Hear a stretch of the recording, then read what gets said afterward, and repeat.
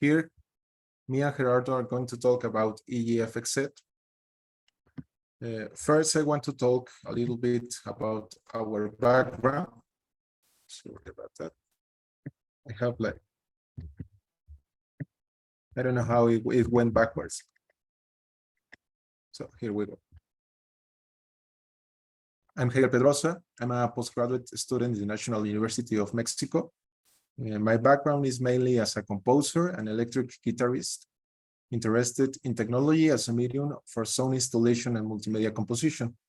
I've been a performer and a composer for over a decade. Hi, everyone. Can you hear me? All right. So my name is Gerardo Meza. I'm a composer and sound artist. Same as Hegel, I'm currently enrolled in the Music Technology Master's Program in the UNAM in Mexico City. Previously, I studied music composition at the Rosas Conservatory and music technology in the NES Morelia, where I focus on algorithmic music and music creation with interactive systems. So the project we are going to talk about today was born during this year's spring semester in the seminar Deep Learning for Music Information Retrieval, Generative Models, which was taught by Iran Roman as an optative subject in our master's program. So without further ado, today we're presenting EGFxSet, an electric guitar effect dataset that features recording of all clean notes possible in a Stratocaster guitar.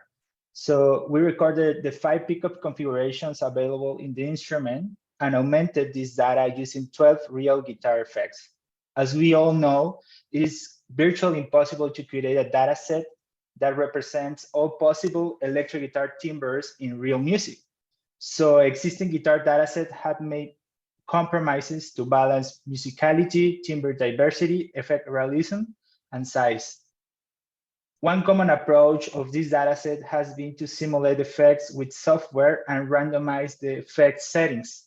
Ours, in contrast, was recorded using real hardware, making it more relevant for MIR tasks on real music. In addition to this, we created annotations for the effects parameter settings and let our data free to download via Zenodo and through MIR data loader.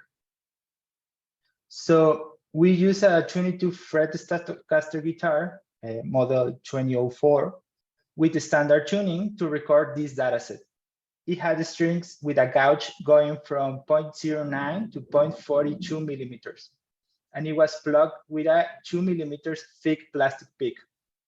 The pickups used were Fender single coils in a standard 5-way configuration, which are bridge, bridge middle, middle, middle neck, and neck.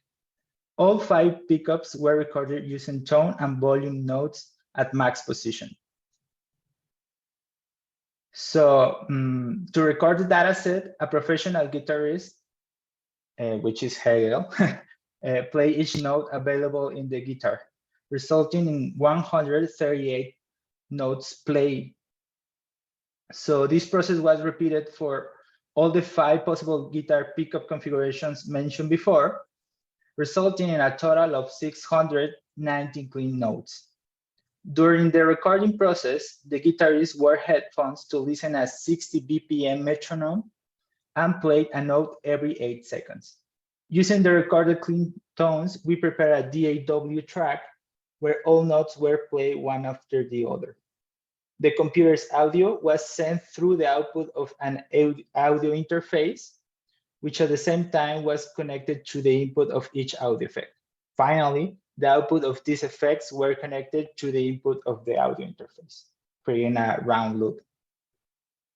Well, this setup allows us to play the track with all clean tones and record them while they went through all the different effects.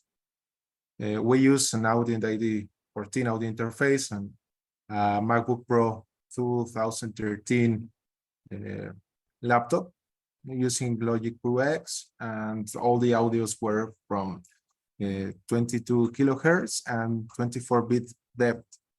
Well, each file has specific annotations. Those are the audio path, that is the specific folder or location of the audio file, an ID attached to each audio file, a string fret tuple that is a pair of numbers. The first one, the number of the string, and the second one, the number of the fret. 0 when the string was open string without any fret, and then 1 to 22 accordingly to each fret. Also, we have the note, that is the note name in a musical convention like C4, D5, and so on. Also, we have like the MIDI note, that is the MIDI number of each note, and the pickup configuration. Here is like bridge, bridge middle, middle, middle neck, and neck.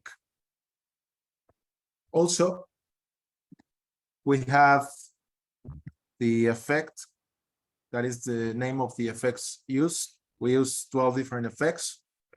I'm going to talk about them later on.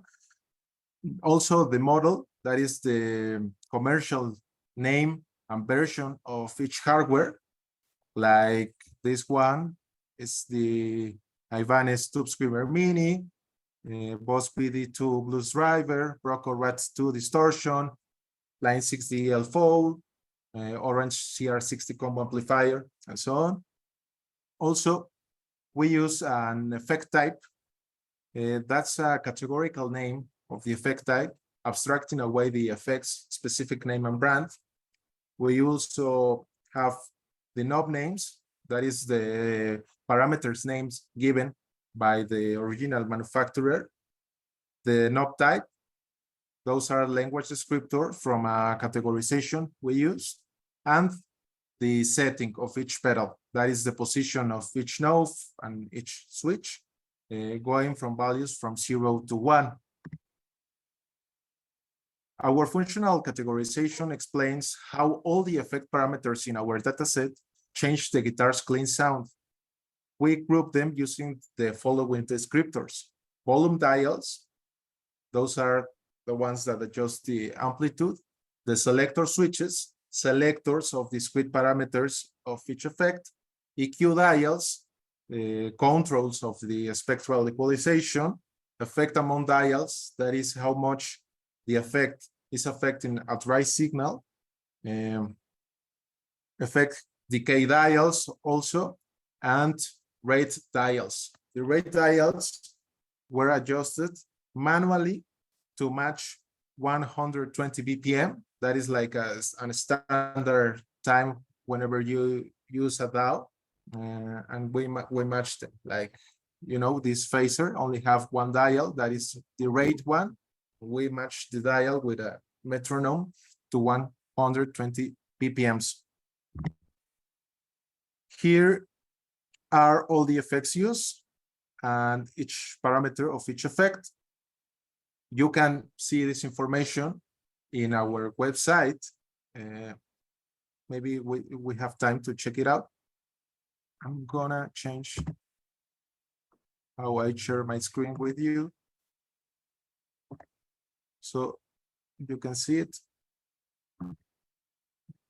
Here it is.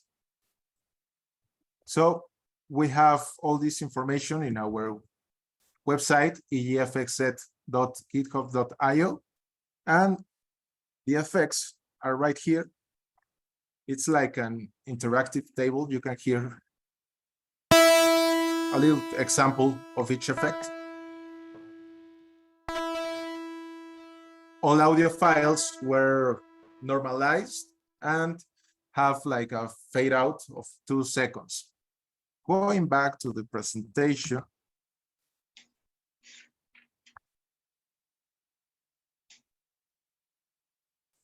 I'm just gonna try to do like a brief summary of the dataset. We have 8,970 second-length audio files of each note of the guitar processed through the 12 different effects. Those are 690 audio files per effect and 690 clean tones that sum up to those 970 files. With this, we hope EGFxSet will help to develop research in areas such as automatic guitar transcription, guitar denoising, guitar sound isolation, effect synthesis, effect transfer, and many more. So thank you all for your time. Please check out our website if you have any more doubt. Don't hesitate to write us or contact us in any way.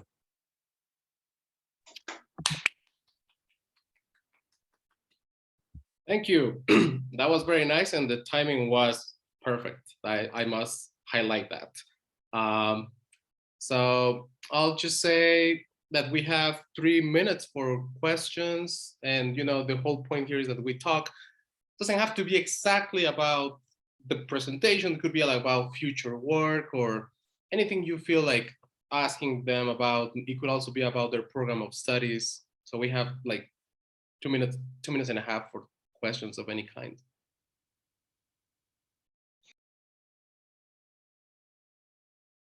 Marta, go ahead. I just want to ask, I know that you guys are presenting this in the ISMIR demo. What is the demo going to be like? You thought about that already? Is the first time that you are involved in an ISMIR venue thing? Okay, that's nice. It's a very nice place. So don't be afraid. People are super welcoming, but like just curious what your ideas are on that. Well, thanks. We're doing that remotely, and we sent a video like 4 minutes. We try to cover all this, and I don't know. I mean, the schedule, it's very different from Mexico hours. I will try to attend. I'm not expecting anything, right? So I'm just happy they accept this paper. What time do you have to present, supposedly? 6 a.m. Okay. Yeah. No. I think you do a great job with the website, with the interactive part. So that will also help. Thanks.